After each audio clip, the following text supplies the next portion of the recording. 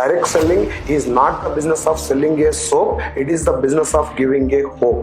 Suit వేసుకుంటారు, coat వేసుకుంటారు, కార్లు వేసుకుంటారు, వెనకాల మొత్తం గ్యాంగ్ ఉంటది. మా దగ్గర కూడా మీన్స్ డైరెక్ట్ సెల్లింగ్ చేసే వాళ్ళ దగ్గర కూడా ఒక పెద్ద మిస్టేక్ జరుగుతుంది. ప్రెస్టీజ్ వాళ్ళ కూడా జరుగుతుంది. ఏం జరుగుతుందంటే డైరెక్ట్ సెల్లింగ్ రంగంలో గవర్నమెంట్ నుంచి ఒక సీఎం, ఇంకొక మంత్రి, ఇంకో 2 రాష్ట్రాల సీఎం వాళ్ళు వచ్చి, రేఖా గుప్తా మేడం కూడా చాలా అద్భుతంగా చెప్పింది డైరెక్ట్ సెల్లింగ్ గురించి. మీరు ఒకసారి వీడియో యూట్యూబ్ లో చూడొచ్చు. ఓన్లీ డబ్బే మాట్లాడుతున్నారు, డబ్బే కట్టమని అడుగుతారంటే అది స్కీమ్. అది స్టార్ట్ అయినప్పుడు స్కీమ్ లేక స్టార్ట్ అవుతుంది, ఎండ్ అయిన తర్వాత స్కామ్ లేక ఎండ్ అవుతుంది.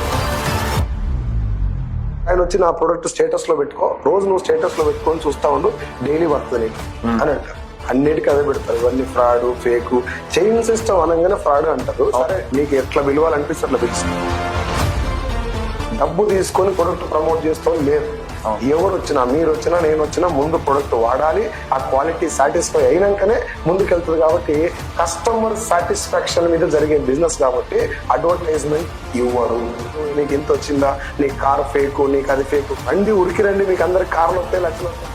సో కాస్ట్లీ అన్న మీ మాటకి ఒకటే ఆన్సర్, కాస్ట్లీ డెఫినెట్ గా ఉంటుంది, క్వాలిటీ కూడా అదే స్థాయిలో ఉంటుంది. మనం వెస్టీజ్ లోనే ఎందుకు జాయిన్ అవ్వాలి? నెంబర్ 1, కంపెనీ మేనేజ్మెంట్ చూడాలి.